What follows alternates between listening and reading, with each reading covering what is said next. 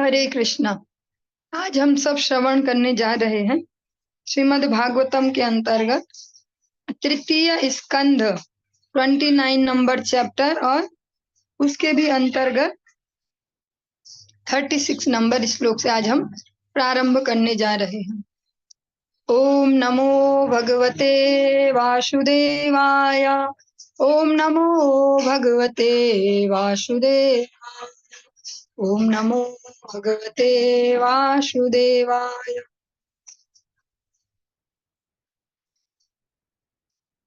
एतद्भगवतो रूपं ब्रह्मणा परमात्मनः परं प्रधानं पुरुषं दैवं कर्म विचेष्टितम्। यह पुरुष जिन तक प्रत्येक जीव को पहुंचना है उन श्री भगवान का शाश्वत रूप है जो ब्रह्म तथा परमात्मा कहलाते हैं। यह प्रधान दिव्य पुरुष हैं और उनके कार्यकलाप आध्यात्मिक जगत है। जो हम टॉपिक श्रवण कर रहे हैं, जो प्रसंग श्रवण कर रहे हैं, भगवान कपिल और देवहूति माता का संवाद है। रूप भेदास्पदम दिव्यम काल इत्यभिधीयते भूतानां महदादीनां यतो भिन्न दृशाम भयम। विभिन्न भौतिक रूपांतरों को उत्पन्न करने वाला काल पूर्ण पुरुषोत्तम भगवान का ही एक अन्य स्वरूप है। जो व्यक्ति यह नहीं जानता कि काल तथा श्री भगवान एक ही हैं, वह काल से भयभीत रहता है। बहुत ही कह सकते हैं सुंदर श्लोक है। अगर इसको हम समझ पाएंगे तो जीवन के काफी भय दूर हो सकते हैं।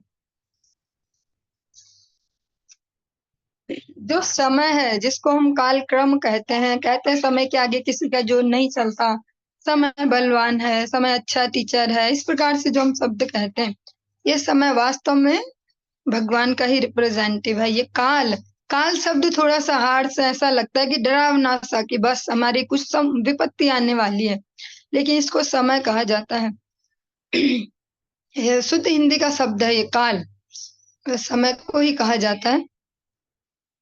भगवान का ही ये एक रूप है। भगवान ही एक रूप से इस प्रकार से सबको, जो कह सकते हैं भगवान परम नियंता है, सुप्रीम कंट्रोलर, तो इस काल रूप में ही सबको नियंत्रित कर रहे हैं।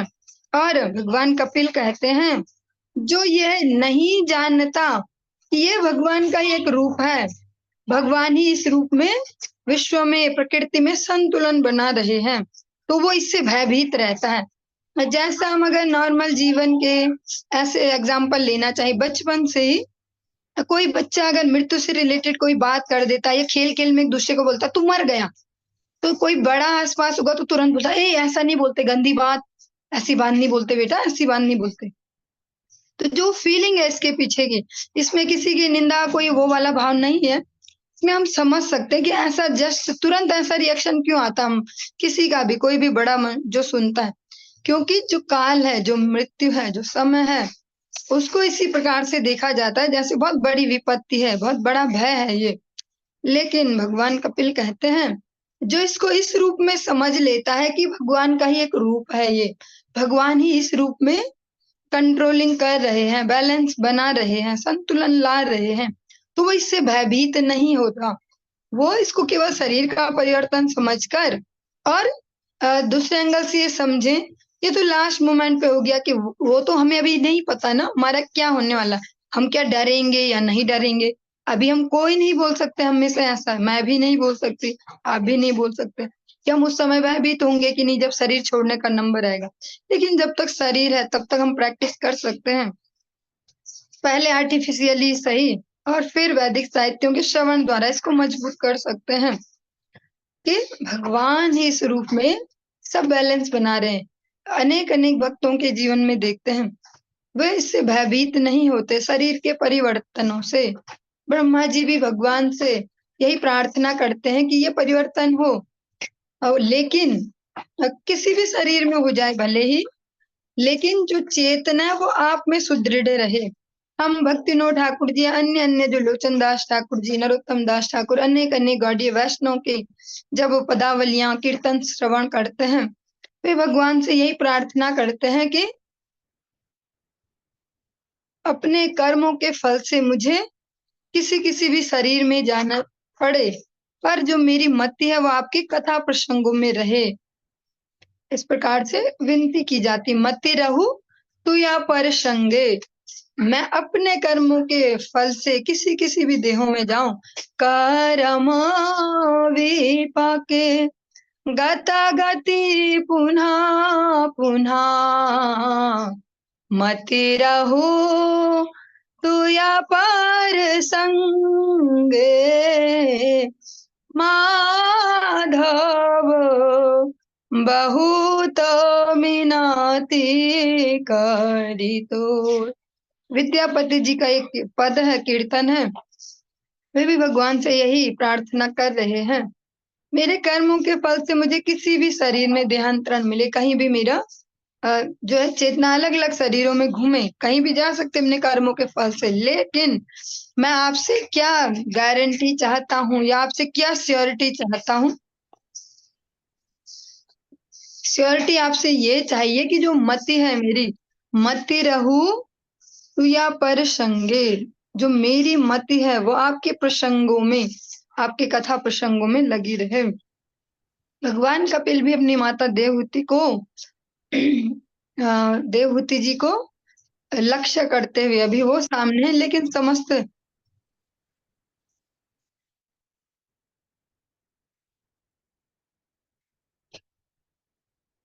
जीवों के लिए ये उपदेश कर रहे हैं कि जो ये काल है, जो ये समय है, इससे भयभीत न हुआ जाए, वरन इसके वास्तविक स्वरूप को जाना जाए। ये वास्तव में कौन है?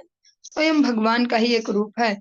छोटा सा बच्चा जब अपनी माता के हाथ में हो, या कोई भी उसका जानने वाला कोई रिलेटिव हो, घर में दादी दादा, कोई चाचा, कोई भी फैमिली मेंबर, अगर उसको, छोटे से बच्चे को ऐसे ऐसे उछालते हैं, हम देखते हैं बहुत छोटी एज के, तो बच्चा हंस रहा होता, वो डर के मारे पागल नहीं हो रहा होता, चिल्ला नहीं रहा होता, बस मैं मर गया, क्योंकि उसे पता है कि ये मेरे जानने वाले हैं। ऐसे ही जब हम भगवान के भी स्वरूप को समझ लेंगे कि ये जो समय है, ये जो काल क्रम है, ये स्वयं भगवान ही है, तो उनसे जो भय है वो खत्म हो जाएगा, समाप्त हो जाएगा। भगवान कपिल कहते हैं, जो अपने जीवन के रहते रहते ऐसी प्रैक्टिस नहीं कर पाते, जो इस समय को भगवान के एक रूप के रूप में नहीं समझ पाते, वे इससे भयभीत रहते हैं। यो अन्तः प्रविश्य भूतानि भूतैरत्यखिलाश्रयः स विष्णवाख्या स विष्णवाख्यो अधियज्ञो असौ कालः कलयताम प्रभु। समस्त यज्ञों के भोक्ता भगवान श्री विष्णु काल स्वरूप हैं तथा समस्त स्वामियों के स्वामी हैं। वे प्रत्येक के हृदय में प्रवेश करने वाले हैं। वे सबके आश्रय हैं और प्रत्येक जीव का दूसरे जीव के द्वारा संहार कराने के कारण हैं। भगवान ही जो है वो समस्त यज्ञों के भोक्ता हैं। भगवत गीता में भी भगवान कृष्ण इसी बात को कहते हैं, अहम ही सर्व यज्ञानाम भोक्ता च प्रभुरेव च। मैं ही सब यज्ञों का भोक्ता हूँ और स्वामी भी हूँ, प्रभु भी हूँ। यही यहाँ पर बिल्कुल यही बात, अगर हम भगवान कपिल के उपदेश श्रवण करें, भगवत गीता से पैरेलल चल रहे हैं, बिल्कुल वैसे ही वे प्रत्येक के हृदय में प्रवेश करने वाले हैं और भगवान किसी के भी हृदय में प्रवेश कर सकते हैं। वे सबके आश्रय हैं, सब उनके ही आश्रय पे जी रहे हैं। परम आश्रय स्वयं भगवान हैं। हम यहाँ कोई भी हमसे जो बड़े हों या जो भी हमारे पालन करता इस संसार में दिख रहे हैं, उन पर आश्रित होते हैं, लेकिन फाइनली सभी भगवान पर ही आश्रित हैं। श्री चैतन्य चरितामृतम में इस प्रकार से कहा जाता है, एकले ईश्वर कृष्ण और सब भृत्या। अकेले जो कृष्ण हैं वही ईश्वर हैं और बाकी सब जो जीवात्माएं हैं सब उनके भृत्य हैं, दास हैं।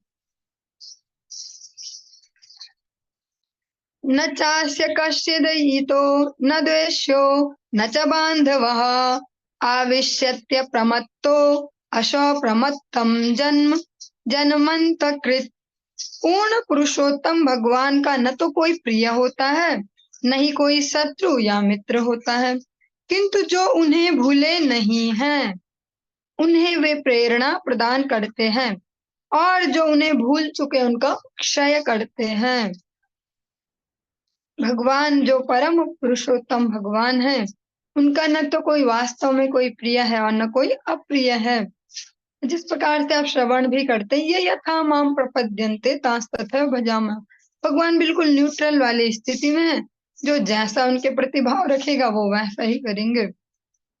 भगवान कहते हैं जो उन्हें भूले नहीं है, यो माम स्मरति नित्यशः, जो सततम कीर्तयन्तो माम, जो निरंतर मेरा स्मरण करते हैं, जो मुझे भूले नहीं हैं, उन्हें मैं निरंतर आगे की ओर अग्रसर करता हूँ, नई नई प्रेरणाएं देता हूँ, जिससे वे अपने आध्यात्मिक पथ पर अग्रसर हो सके, जो हमारी फाइनल डेस्टिनी है।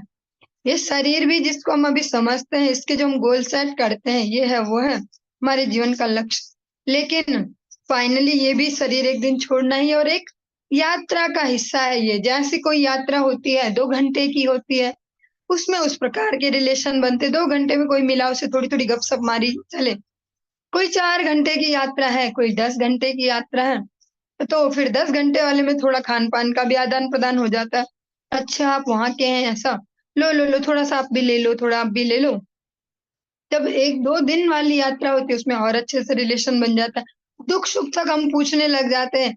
और 3-4 दिन की अगर यात्रा की बात हो, तो उसमें सब पता चल जाता है, उसकी उस व्यक्ति के घर का, वहाँ क्या हाल चाल है, किससे क्या रिलेशन है, ऐसा सब कुछ।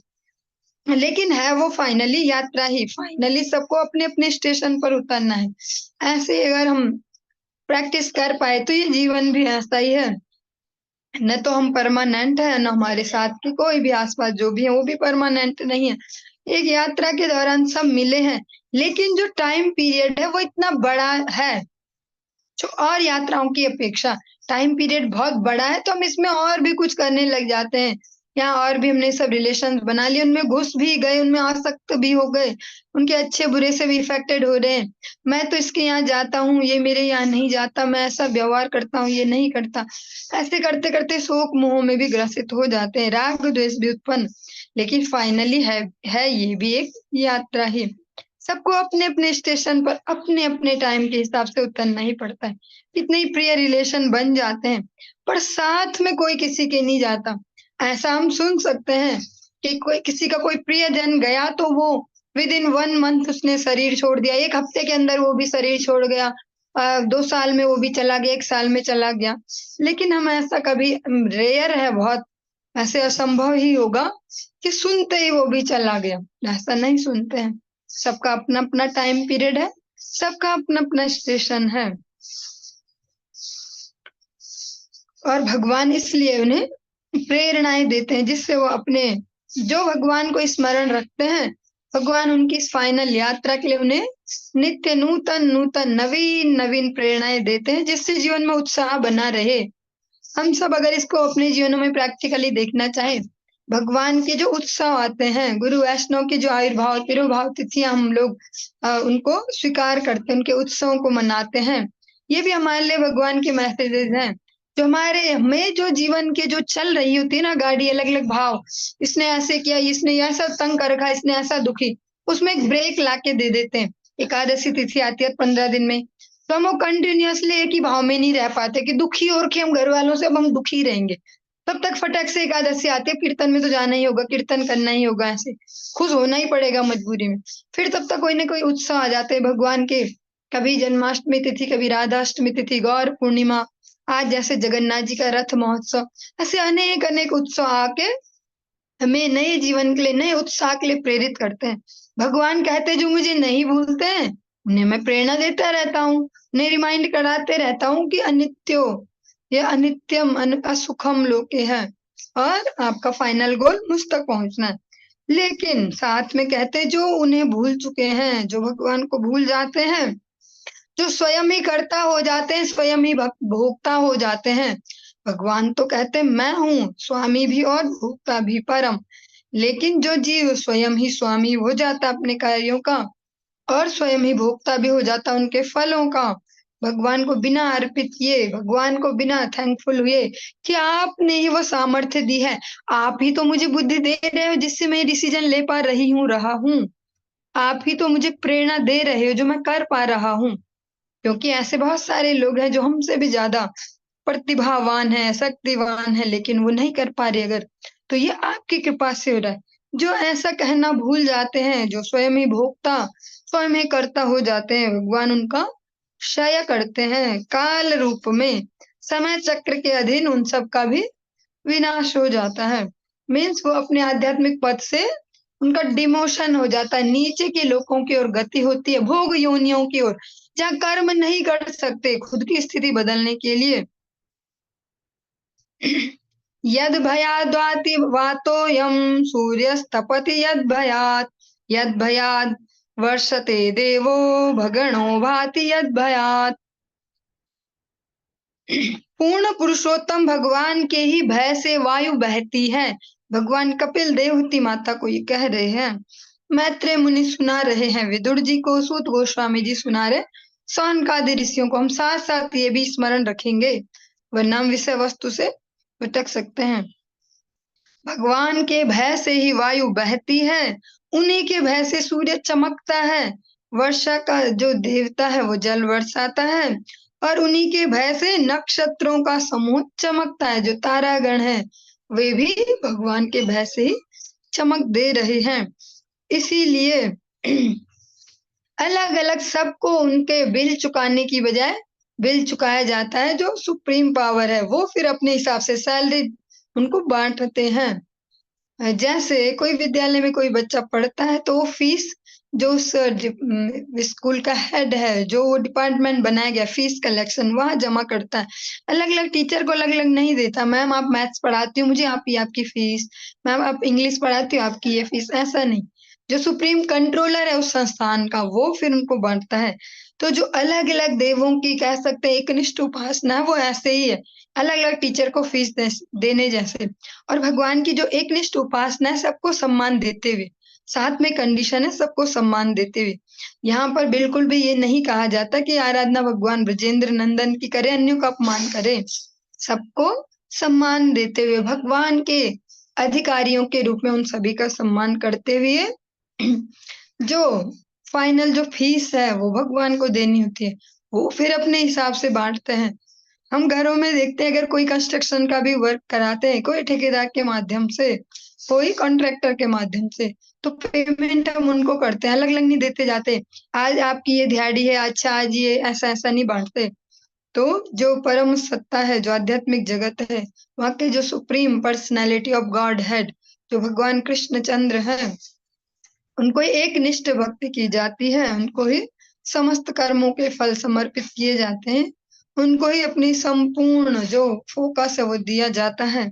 और यथा तरोर मूला निषेचनेना, प्रहलाद महाराज कहते हैं जिस प्रकार वृक्ष की जड़ में अगर आप जल देते हैं या खाद देते हैं तो वो सारे अंगों तक स्वतः पहुंच जाता है। हमें टेंशन नहीं लेनी होती, हमने पत्ती को तो दी ही नहीं, खाद नहीं दी पत्ती को, थोड़ी सी खाद पत्ती के ऊपर भी छिटक देते, उस पे भी बांध देते, थोड़ा तने पे चिपका देते, ऐसा नहीं सोचना पड़ता। और हम आश्वस्त भी होते हैं कि अगर जड़ को दे दिया, जड़ पे सब दिमाग है, जड़ बुद्धिमान है, उसे पता है किसको कितना देना है। वो जड़ ऐसा नहीं करती कि तने को ज्यादा दे दे तो तना मोटा हो गया, पत्ती को कम दे तो पत्ती की बेचारी सूख गई गिर गई, ऐसे नहीं। तो ऐसे ही जो हमारे जो भी सामर्थ्य है, जो हमारा कह सकते हैं एक निष्ठता है, वो भगवान के चरणों में अर्पित करनी होती है, सबका सम्मान करते हुए। हम इस श्लोक में स्पष्ट सुन सकते हैं भगवान के ही भय से सब सिस्टम चल रहे हैं, सुप्रीम कंट्रोलर भगवान है। भगवत गीता में भगवान इसी बात को इस प्रकार से कहते हैं, मयाध्यक्षेण प्रकृति सूयते सचराचरम। जो भौतिक प्रकृति है वो मेरे निर्देशन में कार्य करती है। यद वनस्पतयोभिता लताश्चौषधिभिः सह स्वे स्वे काले अभिगृह्णन्ति पुष्पाणि च फलानि च। पूर्ण पुरुषोत्तम भगवान के भय से वृक्ष, लताएं, जड़ी बूटियां तथा मौसमी पौधे और फूल अपनी अपनी ऋतुओं में फूलते और फलते हैं। जिस प्रकार से हमने श्रवण किया, भगवान भगवत गीता में कहते हैं मयाध्यक्षेण प्रकृति सूयते सचराचरम, मेरी अध्यक्षता में, मेरे सुपरविजन में, मेरे कंट्रोल के अंतर्गत सब चल रहा है, भौतिक जो सिस्टम है। और भगवान के ही कहे अनुसार, भगवान के निर्देशानुसार समस्त वृक्ष, लताएं, जड़ी बूटियां, जो हमारे जीवन के लिए बहुत ज्यादा नेसेसरी है। यहाँ पर हम उन वस्तुओं की बातें नहीं कर रहे हैं जो हमारे मन नई नई इच्छाएं करते हैं। यहाँ पर बेसिक्स की बात हो रही है।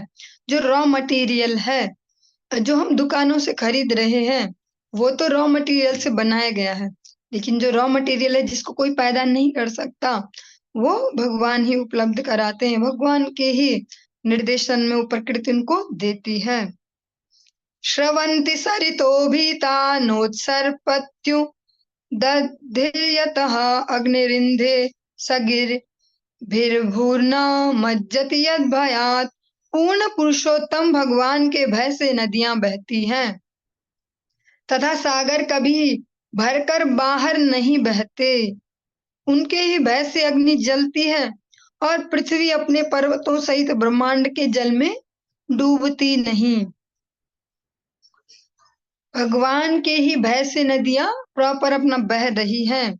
अब वो अलग बात है कि जब मानव उसमें हस्तक्षेप करता है तो कुछ इधर उधर हो जाता है, वरना अगर मानव हस्तक्षेप न करे तो भगवान के भय से सब सिस्टम अपने आप चल रहा है। अगर कोई उंगलीबाजी न करे मनुष्य उसमें।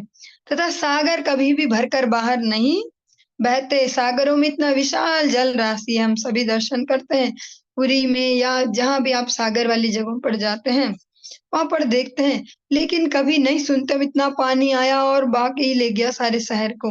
जब वो अपनी बाउंड्रियों को कभी भी उल्लंघन नहीं करते। ये अलग बात है कि अगर हम उनकी बाउंड्रियों को छेड़ छेड़ के वहां पर रोड बना दे और बस्तियां बसा दें और फिर कभी वो अपने वास्तविक स्वरूप में आना चाहे तो हम बोले पानी ने सब नष्ट कर दिया। वो हमारी मिस्टेक होगी, ह्यूमन मिस्टेक।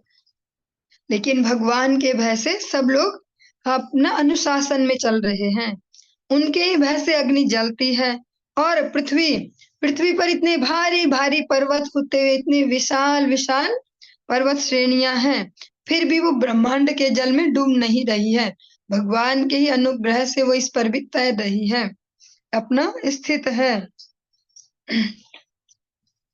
नभो ददाति स्वसतां पदं यन्नियमादतः ददः लोकं स्वदेहं तनुते महान सप्तभिरावृतम। पूर्ण पुरुषोत्तम भगवान के ही नियंत्रण में अंतरिक्ष में आकाश समस्त लोकों को स्थान देता है जिनमें असंख्य जीव रहते हैं। उन्हीं के नियंत्रण में सकल विराट शरीर अपने सातों कोषों सहित विस्तार करता है।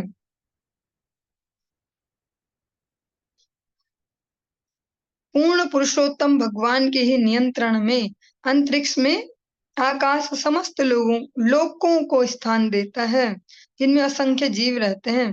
भगवान के ही नियंत्रण में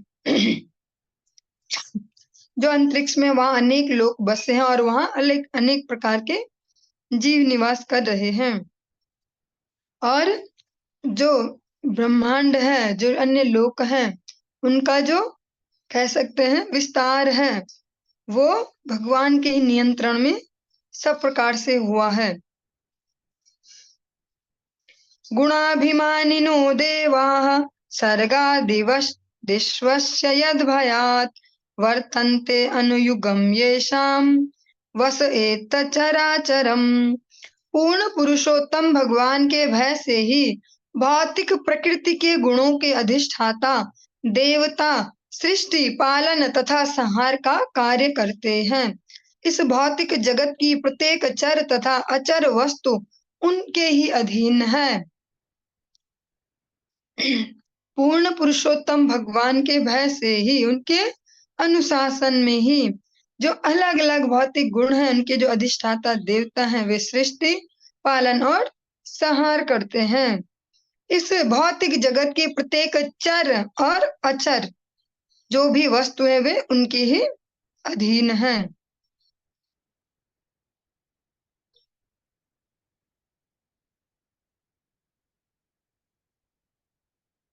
जो प्रलय है वो दो प्रकार की यहाँ पर बताई गई। जैसे एक तो ब्रह्मा जी जब वो सोते हैं, एक एक दिन होने के पश्चात एक तब होती है एक प्रलय और एक महाप्रलय होती है, जब ब्रह्मा जी का शरीर का पूरा कार्यकाल 100 वर्षों का हो जाता है। तो तब तब जो सृष्टि होती है, पालन होता है, संहार होता है, वो जो जो देवता भगवान ने इनके लिए डिफाइन किए हैं, उनके संरक्षण, उनके द्वारा किया जाता है, भगवान के अनुशासन में। परम जो कंट्रोल है, वो सुप्रीम जो कंट्रोलर है, वो स्वयं भगवान है। यो अनंतो अंतकरा कालो अनादिरादिकृत व्ययः जन्म जनेन जनयन् मार यन्मृत्युनान्तकम्। शाश्वत काल का न आदि है और न अंत, वह इस पात की संसार के सृष्टा श्री भगवान का प्रतिनिधि है। वह इस दृश्य जगत का अंत कर देता है, एक को मारकर दूसरे को जन्म देता है और इसका सृजन कार्य करता है। इस प्रकार मृत्यु के स्वामी यम को भी नष्ट करके ब्रह्मांड का विलय कर देता है। तो सारे जगत में जो जो मृत्यु वाला, जो कर्मों के फलों वाला जो डिपार्टमेंट है, जो यम है, जो 12 महाजनों में से एक है धर्मराज, उनको, वो भी भगवान के ही कंट्रोल में चल रहे हैं। वे भले ही सारे जगत को नियंत्रित करते हैं, लेकिन फाइनली वे भी भगवान के नियंत्रण में हैं। इस प्रकार से जो हमारा ये तृतीय स्कंद का 29 वाला जो चैप्टर है, जो तो 29वां अध्याय है, वो संपूर्ण हुआ। अब हम तीसरे स्कंद के 30 वाले जो अध्याय है, 30वां अध्याय, इसमें प्रवेश कर रहे हैं। कपिल उवाच तस्य तस्य जनो नूनं नायं वेदोरुविक्रमं काल्यमानोऽपि बलिनो वायोरिव घनावलिः। भगवान श्री कपिल ने कहा, जिस प्रकार बादलों का समूह वायु के शक्तिशाली प्रभाव से परिचित नहीं रहता, उसी प्रकार भौतिक चेतना में संलग्न व्यक्ति काल की उस महान शक्ति से परिचित नहीं रहता, जिसके द्वारा उसे ले जाया जा रहा है। श्री भगवान कपिल कहते हैं, जिस प्रकार बादलों का समूह वायु के शक्तिशाली प्रभाव से परिचित नहीं रहता, जब बहुत ही तेज हवा चलती है तो बादलों को कहां से कहां ले जाए, बादल भी हिसाब नहीं लगा सकते उस वायु की शक्ति का। उसी प्रकार भौतिक चेतना में संलग्न व्यक्ति, जो बस भौतिकता में ही, भौतिकता के नशे में ही, जो बोल सकते हैं मुग्ध है, जिसको आध्यात्मिकता का लेस मात्र भी ज्ञान नहीं है, वो काल की उस महान शक्ति से परिचित नहीं रहता, जिसके द्वारा उसे ले जाया जा रहा है। जो समय है, भगवान का एक रूप है, काल है, जो उसकी शक्ति से वो परिचित नहीं रहता। इसको हम सरल भाषा में कैसे समझेंगे? हम सभी अपने अपने जीवन में भी देख रहे हैं, और अपने जीवन में देखना थोड़ा वैसा लगता है, थोड़ा असुविधाजनक लगता है, हम खुद को कैसे फिट करें इस सीन में। तो चलो हम अन्यों पर एग्जाम्पल लेते हैं। आप देख रहे हैं अनेक अनेक व्यक्तियों को अपने आसपास या इस जगत में भी, वे दिन रात उन्हें लगता है हम सेट कर रहे हैं अपने जीवन को।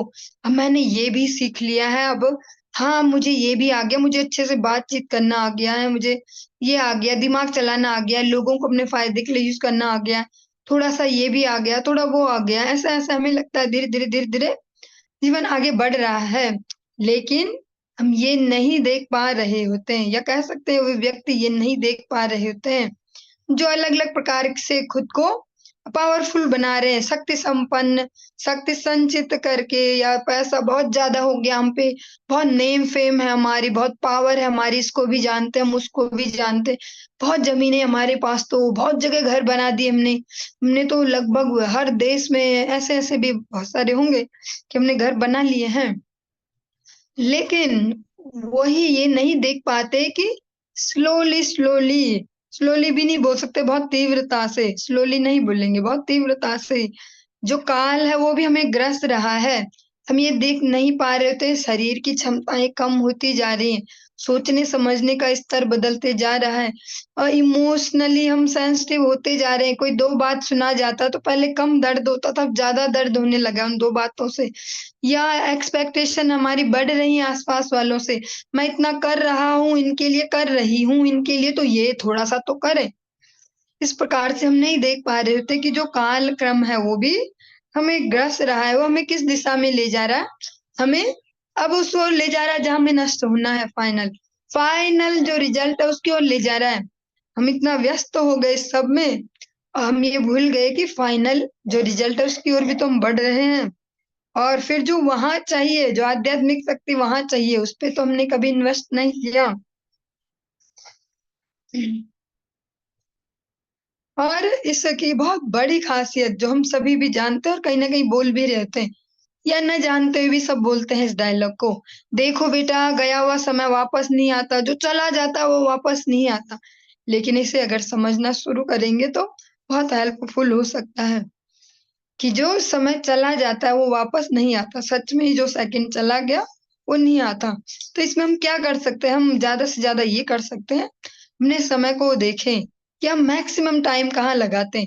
इतना तो हो नहीं पाएगा कि हम हर सेकंड का हिसाब लगाएँ, पर मोटा-मोटा तो देख सकते हैं 24 घंटे का जो मैक्सिमम जो हिस्सा है वो हम कहाँ इन्वेस्ट कर रहे हैं। हम ये देख सकते हैं हमारे समय का जो अधिकतम हिस्सा है, समय का अधिकतम भाग है वो हम कहाँ इन्वेस्ट करते हैं। इस प्रकार से हम अपने जीवन को ज़्यादा वैल्यू दे पाएँगे। जीवन का बोल सकते हैं अगर सरल सी लोकल भाषा में बोले तो जीवन का भी पैसा वसूल कर सकते हैं। हम यहाँ करते हैं ना हर चीज़ पे, अच्छा मैंने ना ये ₹200 की ये चीज़ खरीदी, लेकिन मैंने इतने साल चलाई, तो ये तो माइनस में भी वसूल हो गई, मैंने पैसे वसूल कर लिए। तो अगर हम समय को थोड़ा अवलोकन करेंगे, हम कहाँ-कहाँ लगाते हैं अपने समय को, तो जीवन का भी पैसा वसूल कर सकते हैं। यं यमर्थमुपादत्ते दुःखेन सुखहेतवे तं तं धुनोति भगवान् पुमाच्छोचति यत्कृते।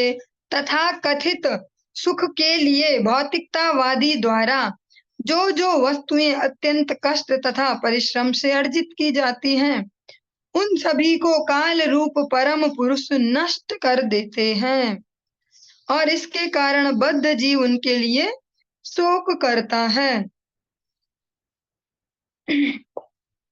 जो भी हम यहाँ अर्जित करते हैं अपने सुख के लिए, चाहे वो संबंध है, रिलेशंस हैं, पदार्थ हैं, वो सब कुछ समय के द्वारा नष्ट कर दिया जाता है और फिर जो बद्ध जीव है वो उसके लिए शोक करता है। जहाँ भी हम अपने इमोशंस को या अपने समय को, अपने धन को इन्वेस्ट करते हैं कि भैया बहुत अच्छे से इन्वेस्ट किया हमने बच्चों पे, हमने कोई कमी नहीं रखी, खान-पान से लेके एजुकेशन, कपड़े ये वो जो माँगा वो दिया, ऐसे-वैसे हमने बहुत अच्छे से किया, हमें बहुत गर्व है अपनी परवरिश पे, हमने कोई कमी नहीं छोड़ी। अपने आप हम कमी में रह गए हमने इनके लिए। लेकिन कल को अगर समय के चलते-चलते वो घर छोड़ दें या देश छोड़ दें या अगर सबसे अगर रूट सी बात करें शरीर छोड़ दें, क्योंकि प्रत्येक जीव का अपना-अपना एक स समय डिफाइन है। उसमें ये काम नहीं करता फ़ॉर्मूला कि हमारा कितना प्रियजन है वो। वो तो उनके अपने-अपने भाग्य के हिसाब से समय तय है। इनमें से कुछ भी हो जाए, घर छोड़ दे व्यक्ति, किसी भी कार्य से वो जॉब के लिए बाहर चला जाए या कहीं और बस जाए या हम देखते हैं आज की डेट में जो न्यू जनरेशन उनको सबको वैसा अधिकतर देश से बाहर जाना है। ये अब नॉर्मल हो गया, अब इसको बड़ी बात या ऐसा नहीं समझा जाता बुरा। तो कोई देश छोड़ के ही चला जाए। तो फिर ये तो नहीं जिन्हीं माता-पिता ने उन्हें खुशी-खुशी इतना एजुकेट किया हो, ना जो भी कहे हमने ये इन्वेस्ट किया उन पे, अपने इन्हें इमोशंस इन्वेस्ट किए। हम कहीं रिलेशन में नहीं गए, कहीं किसी शादी-ब्याह में नहीं गए। हमने बस बच्चों की पढ़ाई पे ध्यान दिया, उन पे ये किया, उन्होंने ये माँगा, वो दिया, ऐसा-ऐसा। वो अगर ये सबसे सेंसिटिव श्लोक इसलिए दिया जा रहा है, इससे हम जल्दी कनेक्ट कर पाएँगे। अनेक-अनेक और भी एग्ज़ाम्पल हो सकते हैं, घर का एग्ज़ाम्पल हो सकता है, बहुत सारे हो सकते हैं, पर ये जल्दी हिट करेगा इसलिए इसको चुना गया।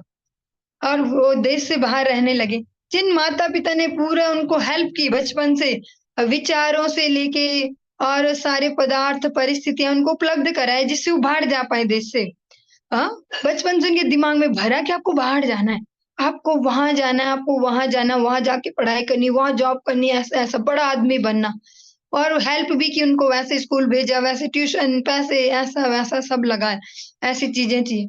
लेकिन क्या सच में वो दुखी नहीं होते हैं उनके विरह में, या उनके जब अकेलेपन यहाँ झेलना होता है, क्या सच में दुखी नहीं होते होंगे वो?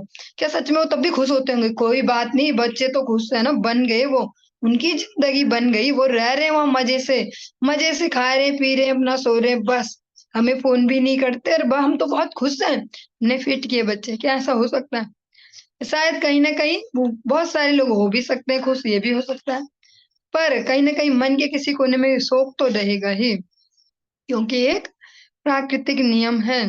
तो यहाँ पर यही कहा जा रहा है, यही एग्जाम्पल वस्तुओं पर भी सेट हो सकता है। हमने इतना इन्वेस्ट किया था इस चीज पे, ये क्या, जैसा हम एग्जाम्पल है, जैसे प्राकृतिक आपदाएं कभी आती हैं, उत्तराखंड में अगर हम लोग हैं तो यहाँ हर बरसात में कुछ ना कुछ होना ही है। वहां रोडें टूट गई, वहां पर्वत गिर गए, वहां ये हो गया, हाँ अनेक अनेक ऐसे। जब केदारनाथ वाली आपदा जो हुई थी, और उसके बाद कुछ समय बाद भगवान की कृपा से अ, हमें भी ऐसे जाने का मौका मिला, कॉलेज की ओर से कुछ ऐसा देखने का। तो जब देखा रुद्रप्रयाग साइड जाने का मौका मिला, तो जो गंगा जी की जो प्रवाह है, बहुत ज्यादा पानी नदी में, बहुत चौड़ी भी, और सारे मकान ऐसे किनारे पे हैं, जो जो चले गए बह गए वो बह गए, पर जो बचे भी हैं वो भी इतनी सेंसिटिव जोन में है, लोग रह रहे हैं उनमें कि हमारा घर है, छोड़ नहीं सकते, आ सकते भी है, लेकिन रात दिन डर डर के ही तो रह रहे हैं, कभी भी जा सकते हैं। तो उनमें कितने इमोशंस इन्वेस्ट किए होंगे, भैया खून पसीने की कमाई से बनाया है हमने, छांट छांट के टाइल लाए थे हम, ये वाली बाथरूम में लगेगी, ये फ्लोर में लगेगी, ये वहां लगेगी, ऐसे ऐसे। लेकिन जो कालक्रम है, जो कालक्रम है, जो भगवान का प्रतिनिधि है, भगवान ही जो है, जब वो अपने पे आएंगे तो हमारी वो जो सारी प्लानिंग है, जो हमारा सारी इन्वेस्टमेंट है, धन से लेके इमोशंस से लेके एनर्जी से लेके, वो सब ध्वस्त होने वाला है, एक सेकंड में सब जाने वाला है वो। हाँ, एक वहां पर कैसे उसी रुद्रप्रयाग उस बाजार में ही, वहां पर एक व्यक्ति ऐसा भी निकला उस आपदा में, एक व्यक्ति का ऐसे भी पोल खुले, वो नॉर्मल सा दिखने वाला व्यक्ति, अभी होंगे भी शायद जीवित, अभी गए तो नहीं होंगे। उनका उन व्यक्ति को बोला जाता था नॉर्मल दुकानदार जैसा दिखता है, हार्डवेयर की कुछ दुकान है ऐसे, सीमेंट वगैरह की ऐसे, बस नॉर्मल सा, कपड़े भी नॉर्मल, रहन सहन नॉर्मल, और लगता था कि बस नॉर्मल ही व्यक्ति है। लेकिन उस आपदा में पोल खुली कि भैया ये तो अपना पर्सनल हेलीकॉप्टर लेने की तैयारी में थे, इतना धन इन्होंने छुपा के रखा हुआ था। लेकिन वो सब प्लानिंग भी जो हम सुन रहे हैं यहाँ पे, काल रूप परम पुरुष, उनकी कृपा से वो सब भी नष्ट हो जाता है। हम कितने ही प्लानिंग्स कर ले, कितने स्ट्रांग कर ले, वो सब चले जाते हैं, और इसके कारण बद्ध जीवन के लिए शोक करता है। तो इसमें ये कह सकते हैं कि फिर कुछ ही नहीं करना चाहिए हमें, फिर कुछ भी ना करें हम, ये तो बड़ी निराशाजनक बातें बताई जा रही है। कुछ न करे आदमी, सारे प्रयास छोड़ दे, भूतों जैसे पड़े रहे, कुछ न करे, ऐसा नहीं। लेकिन ये कहा जा रहा है कि 7 साल, साथ साथ जो हम जीवन चला रहे हैं, इसमें ये भी स्मरण रखें कि जो वैदिक साहित्य है वो ही हमें सही नॉलेज देगा, हमारे स्वरूप की, हमारे कर्तव्यों की, उसके हिसाब से चलाएं। मन मर्जी से चलाएंगे, देख के पाश्चात्य जगत में ये ज्यादा चलता है, ज्यादा पैसे से मतलब ज्यादा हैप्पीनेस है, ज्यादा फ्रीडम है, अगर अनुशासन करने वाला कोई नहीं आपके ऊपर तो आप फ्री हो, आपकी लाइफ मस्त है, फिर कोई कच्चर कच्चर वाला नहीं है आपके ऊपर से, कोई रोकने टोकने वाला नहीं, कोई ना बोले इतनी देर तक क्यों सो रहे हो, तुम क्या ऐसे इतनी रात रात तक घूम रहे हो, ऐसा कोई ना बोले तो शायद हम मस्त है हमारी जिंदगी। तो वैदिक साहित्य ही हमें बताता कि नहीं, जो हमारे लिए जीवन के लिए जो सही तरीका वो क्या है, और जीवन का लक्ष्य क्या है वो ये भी बताता है। ये नहीं मन मर्जी के लक्ष्य डिफाइन करते रहो, अब मेरा लक्ष्य है ये वाली गाड़ी, अब मेरा लक्ष्य है ये वाली बिल्डिंग, अब मेरा लक्ष्य है ये वाला जो हॉलीडे पैकेज, या ऐसे ऐसे जो भी अनेक एग्जाम्पल आप सबको पता ही होंगे। लेकिन जब हम वैदिक साहित्यों के अनुशासन में, और भगवान के जो भक्त जन हैं, जो भगवान ने बहुत सुंदर गुरु परंपराएं इस जगत में भेजी हैं, उनके अनुगत्य में, गुरु वैष्णव के अनुगत्य में, उनके अनुशासन में जीवन को जिएंगे, फिर ये सब भी करेंगे ना, संग्रह भी करेंगे, ये सब भी करेंगे, और इसमें कुछ गड़बड़ हुई भी ऊपर नीचे जैसा कहा जा रहा होनी अवश्यम भावी होगी ही होगी, तो इतना ज्यादा शोक मग्न नहीं होंगे, फिर यही सोचेंगे कि ठाकुर जी की मर्जी। हम्म उसको थोड़ा झेल पाएंगे, डिप्रेशन में नहीं जाएंगे, आत्महत्याएं नहीं करेंगे, हत्याएं नहीं करेंगे। क्योंकि जो आज का समय है उसमें फाइनली दो ही रिएक्शन हो सकते हैं, या तो व्यक्ति हत्याएं करेगा या आत्महत्याएं। और इस ओर समाज अग्रसर भी आप सब देख भी रहे हैं, विदेशों में तो ये बहुत सारे वर्षों से होता आया है। सुनते ही आप अमेरिका के एक स्कूल में एक बच्चा उठता है क्लास के बीच में और बंदूक थी उसके पास, धड़ धड़ धड़ धड़ गोली चलाई, सारी क्लास के बच्चे मार दिए। तो ये हमें समझना भी होगा, ये केवल एक न्यूज नहीं है, ये समझना भी होगा कि जो आध्यात्मिकता जिसके जीवन में नहीं है, सही आध्यात्मिक मार्गदर्शन जिसके जीवन में नहीं है, वो तो या तो आत्महत्या करेगा फाइनली, या हत्या करेगा। दो ही बस इसके लास्ट गोल हो सकते हैं। लेकिन जब भगवान के अनुशासन में चले, भगवान ने जो वैदिक साहित्य श्रीमद् भगवत गीता, श्रीमद् भागवतम हमारे लिए उपलब्ध कराई है, उनके अनुशासन में चलेंगे। यत् करोषि यदस्नासि यज्जुहोषि ददासि यत् तपस्यसि कौन्तेय तत्कुरुष्व मदर्पणम। इस भाव से चलेंगे, अपने सारे रिलेशंस को, संपत्ति को, इमोशंस को, सबको अगर भगवान को अर्पित करते चले, सेंटर में भगवान को रखे। हाँ, हमें अपने परिवार से बहुत प्रेम है, पर सेंटर में ठाकुर जी हैं, उस परिवार के हेड ठाकुर जी हैं, ऐसा समझ के चलेंगे। हाँ, हमारे पास बहुत धन है, हम उसको अपने अपने सुख के लिए यूज करेंगे, लेकिन हाँ, पहला हिस्सा भगवान का भी उनकी सेवा में भी लगाएंगे।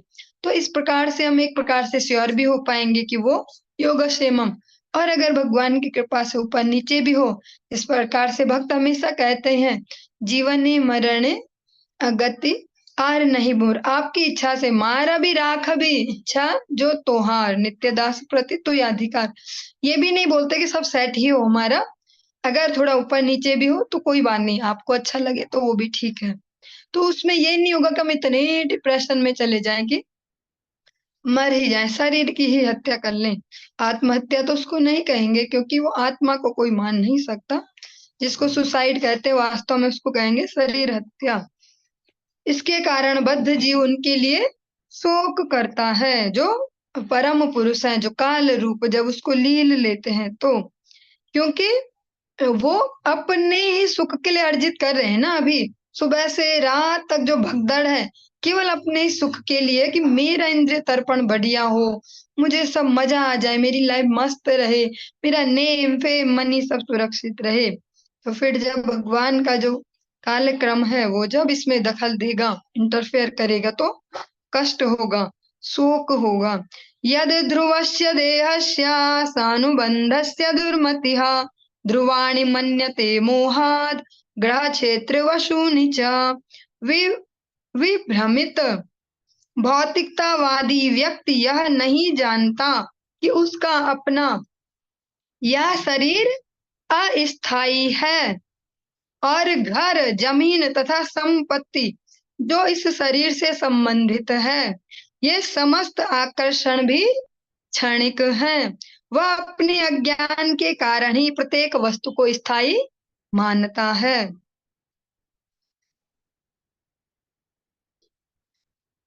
विभ्रमित, जो बुरी तरह भ्रमित है भौतिकता से, वो व्यक्ति यह नहीं जान पाता कि ये शरीर अस्थायी है, ये परमानेंट नहीं है, ये टेम्पररी है शरीर। वो यही समझता है कि ये स्थायी है, इसीलिए तो रात दिन एक करके लग जाते शरीर के सुख के लिए। और घर, जमीन तथा संपत्ति जो इस शरीर से संबंधित है, और जो कुछ भी शरीर से रिलेटेड है, हम इसमें सब कुछ ले सकते हैं जो भी शरीर से रिलेटेड है, ये समस्त आकर्षण भी क्षणिक है। ये क्षणिक है, ये थोड़ी देर के लिए है। भौतिकतावादी ये नहीं जान पाता, वह अपने अज्ञान के कारण ही प्रत्येक वस्तु को स्थायी मानता है। वह हर वस्तु को स्थायी मानकर ही सब कर रहा होता है। जैसे कहते भी हैं, इस जगत में आपको अगर अच्छा बिजनेसमैन बनना है, तो आपको ये समझना होगा, अपने मन में फिट करना होगा कि दुनिया कभी नष्ट नहीं होगी। तो इस प्रकार से आप नया नया रिस्क लेके इन्वेस्ट करते करते आगे बढ़ोगे और अच्छे बिजनेसमैन बनोगे।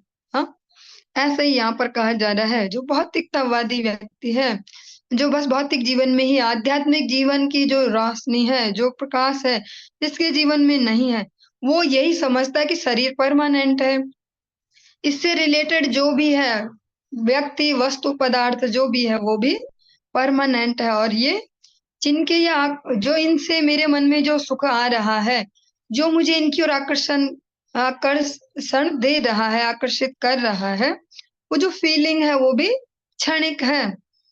इसको हम कैसे समझ सकते हैं? और इसको अगर हम वर्तमान समय में फिट करें, अ, जो भी हम ये वैदिक उपदेश श्रवण कर रहे हैं, अगर समझ पाए तो आज के समय में बहुत ही प्रैक्टिकली फिट हो पा रहे हैं, हर जगह, वस्तुओं में, व्यक्तियों में, संबंधों में।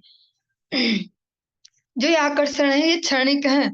कैसे समझ सकते हैं? जैसे आज के डेट में आप बहुत सारे इस प्रकार से प्रसंग सुनते हैं कि भैया प्रेम विवाह किया जा रहा है, प्रेम कर रहे हैं, लोगों को बड़ा प्रेम होता है, इस युग में प्रेम बहुत जल्दी हो जा रहा है और फिर साथ में रहेंगे, लेकिन कुछ समय में ही देखते हैं कि फिर जो आपसी सामंजस्य वो नहीं बैठ पाता, फिर एक दूसरे के जानी दुश्मन बने फिरे हैं। कुछ तो सच में मार भी दे रहे हैं, जो नहीं मार पा रहे हैं, जिनमें इतनी हिम्मत नहीं है कि मार दे, वो विचारों से उनकी हिंसा करते रहते हैं, उन्हें मेंटली टॉर्चर करते रहेंगे, इमोशनली टॉर्चर करते रहेंगे।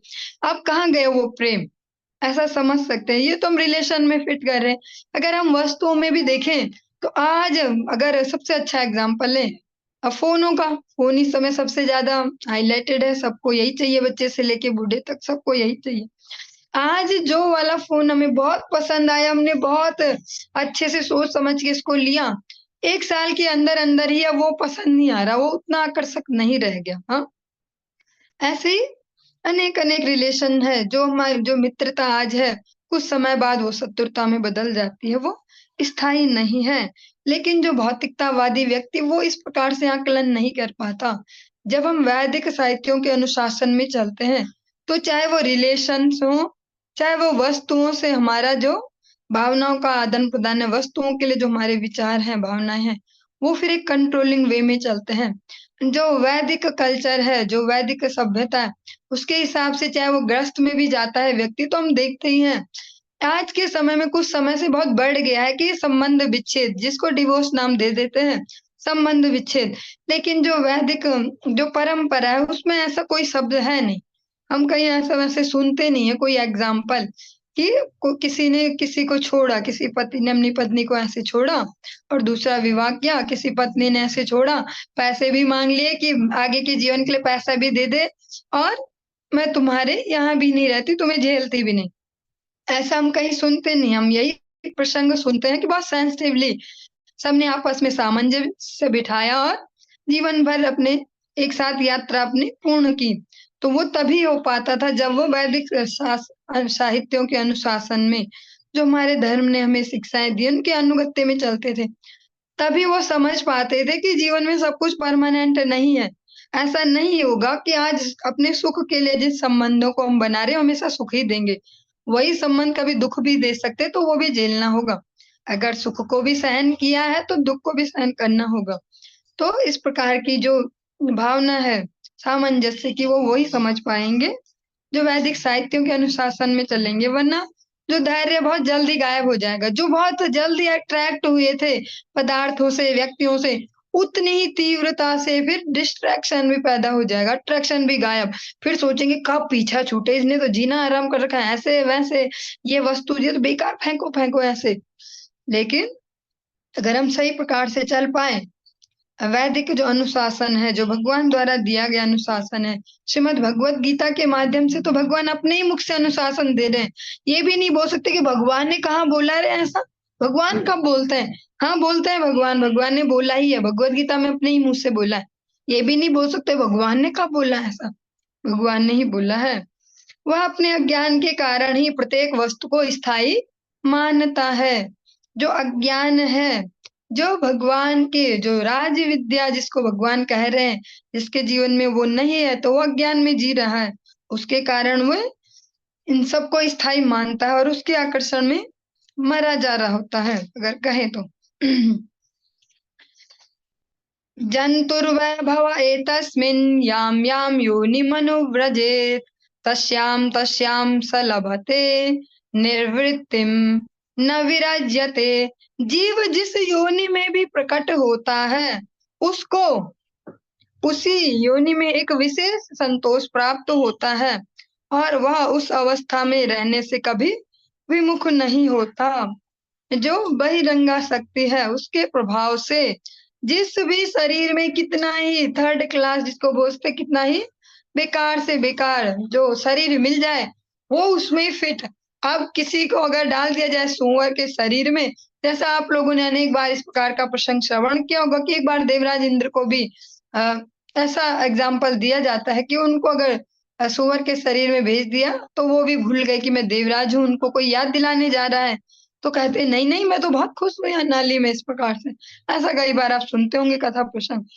यहाँ पर कहा जा रहा है जिस भी हम निम्नतर योनियों में भी जाते हैं, जीवात्मा जिस भी निम्नतर शरीर में जाता है वो उसमें ही फिट हो जाता है। एक कुत्ते के शरीर में अगर जाता है तो जो कुत्ते से रिलेटेड जो भी परिस्थितियां वही उसको संतोषजनक लगती हैं। और वो कभी नहीं सोच पाता, एक कुत्ता कभी नहीं सोच पाएगा अपने लिए कि मैं इससे ऊपर उठूं क्या, अपना लेवल बढ़ाऊं क्या, अपनी लाइफ स्टाइल ठीक करूं, अपना दिमाग ठीक करूं, इस प्रकार से नहीं।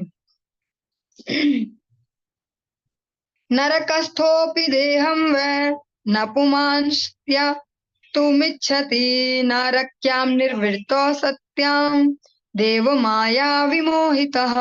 बद्ध जीव अपनी योनि विशेष में ही संतुष्ट रहता है, माया के आवरणात्मक प्रभाव से मोहग्रस्त होकर वह अपने शरीर को त्यागना नहीं चाहता, भले ही वह नरक में क्यों न हो, क्योंकि उसे नारकीय भोग में ही आनंद मिलता है। चलिए जो एग्जाम्पल हमने पिछले श्लोक में लिया वो इस वाले श्लोक में दिया गया है। यही जो इंद्र वाला जो हमने प्रसंग श्रवण किया कि एक बार स्वर्ग के राजा को बृहस्पति जी ने जब श्राप दिया था उनके गुरुदेव ने तो वो शुकर बन गए थे। यहाँ पर उनका ही एग्जाम्पल बहुत अच्छे से दिया गया है कि उनको वापस बुलाया जा रहा था कि तुम देवराज इंद्र हो, बस थोड़ी देर के लिए तुम्हें भेजा गया था, तुमको एक सजा मिली थी, दंड मिला था। इंद्र भी वापस आने से मना कर देते, मैं बहुत खुश हूँ, यहाँ तो नाली में बहुत आनंद है, देखो कितना आनंद है, इतने सारे बच्चे होते हैं सुअर के, बहुत सारा पारिवारिक सुख है, देखो मैं तो बहुत बढ़िया हूँ यहाँ पे। यहाँ पर यही एग्जाम्पल दिया गया कि कितने ही निम्नतर उसको परिस्थितियों में भेज दिया जाए और वो वहीं फिट हो जाता है, क्योंकि वो भगवान से विमुख होना ही उसका सबसे बड़ा दोष है। जो भगवान से विमुख हो गया वो निम्नतर शरीरों में भी वही प्रसन्न है, वो ये नहीं समझ पाता कि इससे ऊपर भी उठना चाहिए। चलिए आज की इस चर्चा को यहीं पर ही विराम देंगे, आगे कल कंटिन्यू करेंगे। हरे